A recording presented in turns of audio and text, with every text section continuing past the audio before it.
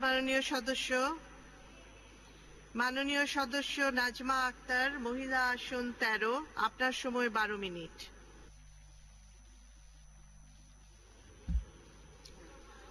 মাননীয় স্পিকার, গণতন্ত্র চর্চার সর্বোচ্চ প্রতিষ্ঠান মহান জাতীয় সংসদের মাননীয় স্পিকার নির্বাচিত হওয়ার জন্য আপনাকে আমি আন্তরিক ধন্যবাদ জানাচ্ছি।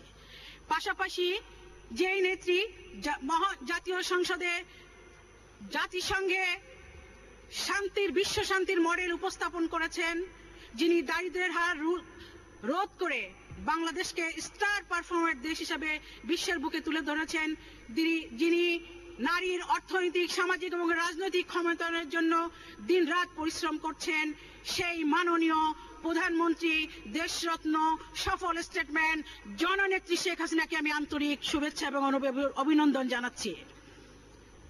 মাননীয় স্পিকার, একটু আগে আমাদের বিরোধী দলীয় মাননীয় একজন সংসদ সদস্য বক্তব্য রাখলেন। উনি 18 দলীয় ঐক্য জোটের মধ্যে বক্তব্য 1 নাম্বার, আবার ওনার দলের মধ্যেও উনি 1 নাম্বার, একজনই মাত্র নেতা, অর্থাৎ স্টার টেইলার্স প্রাইভেট লিমিটেড, কোথাও কোনো শাখা নাই। মাননীয় স্পিকার, বিএনপির নেত্রীরা শিশু অধিকার বিলের উপরে বক্তব্য রাখতে গিয়ে মাননীয় কিছু মহিলা সংসদ সদস্য অশালীন ভাষায় বক্তব্য রেখেছেন। তাদের 4টি সিটি কর্পোরেশন নির্বাচনে তারা বিজয়ী হয়েছে। আমরা গণতন্ত্রের ক্ষেত্রে তাদের সকল বিজয়কে আমরা মেনে নিয়েছি, আমরা আন্তরিকভাবে তাকে অভিনন্দন জানিয়েছি। পত্রিকায় পাতায় দেখেছেন আমাদের প্রতিটি পরাজিত ক্যান্ডিডেট তাদের বাড়িতে গিয়ে তাদের সঙ্গে বুকে বুক জড়িয়ে তাদেরকে স্বাগত জানিয়েছে। আর ওনারা নোংরা ভাষায়, অগণতান্ত্রিক ভাষায় এই সংসদে ওনারা বক্তব্য রাখছেন। ওনারা বলেছেন একজন সংসদ সদস্য, এটা নাকি আস্তিক এবং নাস্তিকের পরাজয়। আমি মাননীয় বিরোধী দলের চিফ হুইপ আছেন দায়িত্বপ্রাপ্ত শহীদুদ্দিন চৌধুরী অ্যানি, আমি ওনার উদ্দেশ্যে বলতে চাই, আমি জানি উনি সম্ভ্রান্ত পরিবারের একজন সন্তান। উনি যখন ঢাকা বিশ্ববিদ্যালয়ে পড়াশোনা করেছেন, উনি একটি হলের ভিপি ছিলেন, আমি একটি হলের জিএস ছিলাম। ওনার ভাই, ওনার আপন ভাই হ্যাপি চৌধুরী আমাদের ছাত্রলীগের নেতা ছিল। আমরা যদি, এবং ওনাদের মাননীয় সংসদ সদস্য অনেকে যারা আছেন, তাদের আত্মীয় স্বজন, বিশেষ করে আমদালিল রহমান পার্থর আত্মীয় স্বজন, তারা আওয়ামী লীগের সমর্থক, 14 দলের জোটের সমর্থক। এই হ্যাপি চৌধুরী আমাদের মাননীয় হুইপের আপন ভাই, সে যদি আওয়ামী লীগ করে তাহলে সে কি নাস্তিক? আমরা নাস্তিক? কি ধরনের কথা আপনারা বলেন? আপনাদের অনেক পরিবার পরিজন, আপনারা বলেছেন আমাদেরকে নাকি হলুদ কার্ড দেখিয়েছেন। লজ্জা করে না হলুদ কার্ডের কথা বলেন? গত নির্বাচনে বাংলাদেশের জনগণ লাল কার্ড দেখিয়ে বাংলাদেশের কোথায় আপনাকে পাঠিয়েছিল, টেকনাফকে তুলে ঝেঁটিয়ে বিদায় করেছে। আপনারা সেটা দেখেননি? হলুদ কার্ডের কথা বলেন? লাল কার্ড খেয়েও লজ্জা হয় না?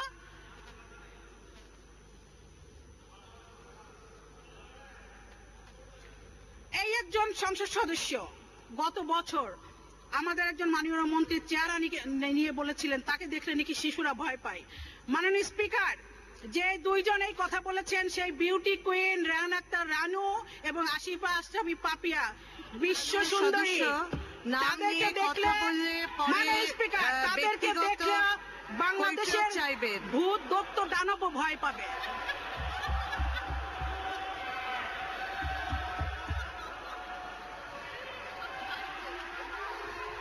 মাননীয় সদস্য, গণতান্ত্রিক বক্তব্য দেবেন না। আমরা দেখেছি, আমরা যখন জিতেছিলাম 1994 সালে ঢাকা সিটি কর্পোরেশন নির্বাচনে, তখন এই লালবাগে এই বিএনপির ক্যাডাররা আমাদের 7 জন নেতাকর্মীকে গুলি করে হত্যা করেছিল। আমরা গতকালও দেখেছি, গতকাল রবিবার banglanews24.com এর উদাহরণ দিয়ে আমি বলছি, সেখানে লেখা আছে বরিশালে আমাদের একজন মুক্তিযোদ্ধা আওয়ামী লীগের কর্মীর বাড়িতে এই বিএনপি সন্ত্রাসীরা জেতার পরেও তারা হামলা করেছে এবং তার 2 শিশু পুত্রকে বোমা মেরে আহত করেছে। আমি ধিক্কার জানাই। আপনারা জিতেছেন, দল জিতেছে, আমরা সরকার হিসেবে আমরাও জিতেছি, কারণ গণতন্ত্রকে প্রাতিষ্ঠানিক রূপ হিসেবে আমরা দিতে পেরেছি। মাননীয় স্পিকার, সকল সংসদ সদস্য প্রায় বলেছেন আমরা নাকি তারেক জিয়াকে ভয় পাই। আমরা কেন, সারা বাংলাদেশের মানুষ তারেক জিয়াকে ভয় পায়। কারণ তারেক জিয়া আসলে আবার 21শে আগস্টের মতো ঘটনা ঘটবে। তারেক জিয়া আসলে বাংলাদেশের 500 জায়গায় একসাথে বোমা বিস্ফোরিত হবে। তারেক জিয়া আসলে নারীর সম্ভ্রমহানি হবে। তারেক জিয়া আসলে জঙ্গিবাদের উত্থান হবে, মানুষকে মেরে গাছে ঝুলিয়ে রাখা হবে। তারেক জিয়া আসলে ওই খোয়াব ভবনে বাংলাদেশের সুন্দরী নারীদেরকে নিয়ে নাজেহাল করা হবে। মাননীয় স্পিকার, একটি কথা বলে রাখি এর মাঝেই, আপনার মনে আছে 2003 সালে প্লেনে করে তারেক জিয়া ভ্রমণ করেছিলেন। ওই সময় আমাদের একটি বিখ্যাত মডেল কন্যা, যিনি একজন বিখ্যাত অভিনেতার ওয়াইফ, তাকে মদ খেয়ে এই তারেক জিয়া প্লেনের মধ্যে তার মাননীয় সদস্য বাজেটের উপর বক্তব্য দিন। বলতে চাই,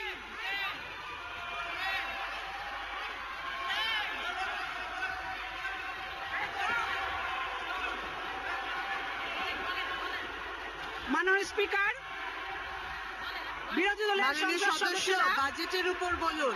আমাদের বাজেটের মাননীয় উপর বলুন। প্রধানমন্ত্রীর 2জন সন্তানকে নিয়ে তারা কটূক্তি করেছে। ওনারা অশিক্ষিত অর্ধশিক্ষিত, ওনাদের তারেক জিয়াকে নিয়ে ওরা আস্ফালন করতে পারেন, ওনাকে পূজা করতে পারেন, কিন্তু সজীবদের জয় এবং পুতুলের অতীত সম্পর্কে তাদের জানা উচিত। মাননীয় স্পিকার, সজীবদের জয় একজন আইটি বিশেষজ্ঞ।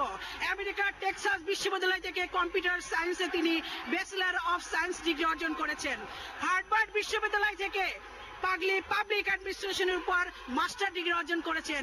সবচেয়ে বড় কথা, 2007 সালে আমাদের সজীবদের জয় ওয়ার্ল্ড ইকোনমিক ফোরাম কর্তৃক 250 জন যে ইয়াং লিডার্স নির্বাচিত হয়েছে, তার মধ্যে জনাব সজীবদের জয় অন্যতম। মাননীয় স্পিকার, আপনারা জয়ের ওয়াইফকে নিয়ে কথা বলেছেন। একজন বিরোধী দলের সংসদ সদস্য বলেছেন জয়ের ওয়াইফ নাকি ইহুদি। আমি তার উদ্দেশ্যে বলতে চাই, আপনার নেত্রী বেগম খালেদা জিয়ার মা, যাকে আমরা তৈয়বা মজুমদার হিসাবে জানি, ওনার পূর্বের নাম ছিল লক্ষ্মী রানী মারমা, এবং খালেদা জিয়ার বাবা, যাকে আমরা ইস্কান্দার মজুমদার হিসেবে জানি, মাননীয় তার পূর্বের সদস্য, নাম ছিল মাননীয় সদস্য, মুরলীমোহন মারমা। তারা আপনি নিশ্চয়ই বাজেটের উপর, মাননীয় সদস্য,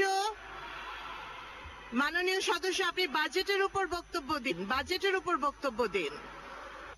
আপনার মাইক অন করুন।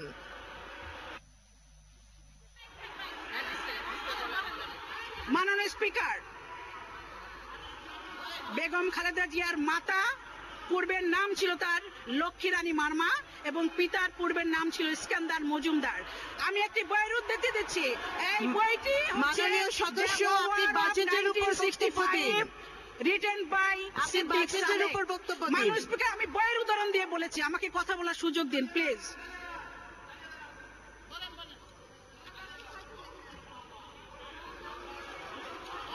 প্রধানমন্ত্রীর কন্যা জনাব সাইমা ওয়াজেদ পুতুল ইউএসএ থেকে উচ্চতর ডিগ্রি অর্জন করেছেন। তিনি member of the national association of school সাইকোলজিস্টের একজন সদস্য। Research based organisation autism speaks এর একজন প্রবক্তা এবং সারা বিশ্বে তিনি অটিজমকে নিয়ে